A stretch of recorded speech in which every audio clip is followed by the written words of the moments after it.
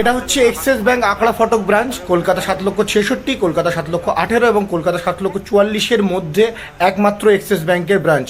পিনকোডগুলো কেন বললাম, ভিডিওটা পুরো দেখলে বুঝতে পারবেন। আজকে আমি বাধ্য হচ্ছি এই ভিডিওটা বানাতে, কারণ এখানকার কিছু স্টাফের ব্যবহার এতই বাজে সেটা আপনাদের সামনে তুলে ধরার জন্য। তো আজকে আমি আমার এক পরিচিত ব্যক্তির সঙ্গে এই ব্যাংকে এসেছিলাম একটা মুদ্রা লোনের ব্যাপারে কথা বলতে। মুদ্রা লোন কি, প্রধানমন্ত্রী যারা পরিচালিত এমন একটি লোন চালু করা হয়েছে যেখানে মধ্যবিত্ত এবং নিম্নবিত্ত বিজনেসম্যান যারা আছে তাদেরকে কম সুদেতে লোন প্রোভাইড করানো হয়, এবং এই লোনটা যে কোনো সরকারি থেকে বেসরকারি সব জায়গায় আপনি পেয়ে যাবেন। এবার আমি যখন গিয়ে জিজ্ঞেস করলাম, একজন ম্যাডাম ছিলেন ওখানে, তো ম্যাডামকে বললাম, ম্যাডাম মুদ্রা লোন এখানে পাওয়া যাবে কি? তো ম্যাডাম মানে একদম মুখের উপর বলে দিলেন যে না, আমরা মুদ্রা লোন দিই না। অথচ সরকারি গাইডলাইন অনুসারে প্রত্যেকটা ব্যাংকে মুদ্রা লোন দিতে মানে তারা দিতে বাধ্য। এবার আমি তখন জিজ্ঞেস করলাম যে ম্যাম আচ্ছা আপনাদের এই ব্রাঞ্চে দেওয়া হয় না নাকি এক্সিস ব্যাংকেই দেওয়া হয় না?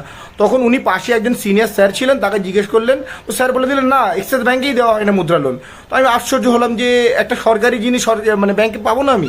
তো আমি আমার এক বন্ধু ছিল, সে অন্য একটা ব্যাংকের কর্মচারী, তাকে ফোন লাগালাম, বললাম যে ভাই এরকম ব্যাংকে কি লোন দেবে না? তখন সে বলল যে আমাকে একবার ফোনটা দে ওনাকে। তো ফোনটা দিতে তখন আমার সেই বন্ধু ওই ম্যাডামকে বললেন যে ম্যাডাম আপনি যদি লোনটা না দিতে পারেন তাহলে এক কাজ করুন, রিটেনে দিন যে আমরা এই লোন দিই না, এক্সিস ব্যাংক এই লোন দেয় না। তখন সেই কথাটা ম্যাডাম একটু ভয় খেয়ে গিয়ে পাশের স্যারকে ফোনটা দিতে গেলেন যে স্যার একটু কথা বলুন, আমি ঠিক বুঝতে পারছি না।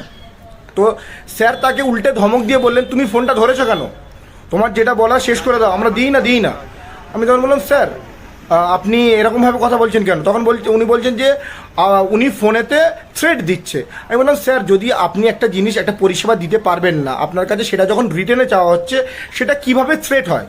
আর যদি থ্রেট হয়ে থাকে তো সামনেই থানা আছে, তাহলে আপনি চলুন আমার সঙ্গে থানায় গিয়ে, তাহলে আমি কোনো একটা জিনিস যদি রিটেনে চাই সেটা থ্রেট কী করে হয় সেটা জানতে হবে। তখন উনি আমার সঙ্গে শুধু ঝগড়া ঝামেলা করতে লাগলেন, এবং তারপরে একটা সময় গিয়ে উনি বললেন যে সরি, এই সমস্ত ব্যাপার আমি এইভাবে কথা বলতে চাইনি, হেন তেন হলো।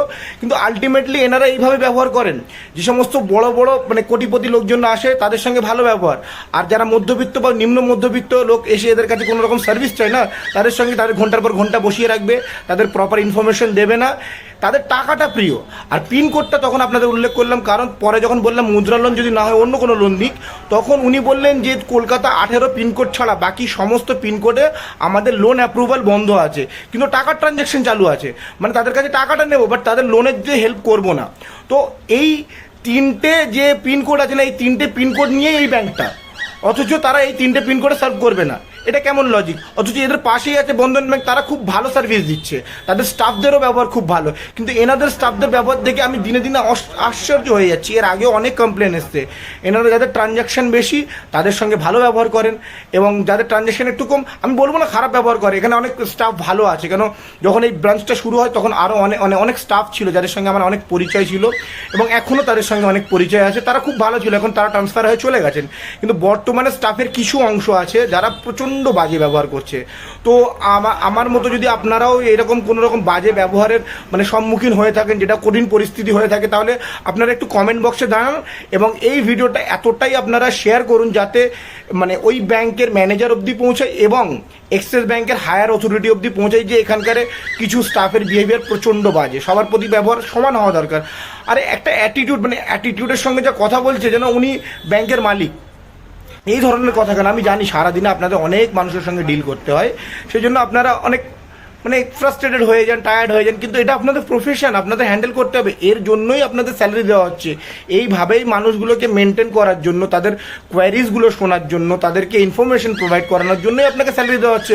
আপনি যে জিনিসের জন্য স্যালারি নিচ্ছেন সেই জিনিসের জন্য ফ্রাস্ট্রেটেড হতে পারেন না, একটা দিন হতে পারেন, দুটো দিন হতে পারেন, কিন্তু আপনি কি করছেন? এক শ্রেণীর লোককে বরাবর নেগলেক্ট করে যাচ্ছেন, আরেক শ্রেণীর লোককে তোষামত করে যাচ্ছেন। এইভাবে চলবে না।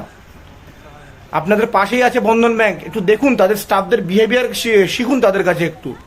আর আপনারা আমার দর্শকরা যদি কেউ থাকেন যারা যদি কেউ লিগ্যাল ব্যাপার স্যাপার বোঝেন, তাহলে আপনারা একটু আমাকে জানাবেন যে কারোর কাছে যদি কোনো জিনিস রিটেনে চাওয়া হয় সেটা কি থ্রেট হয়?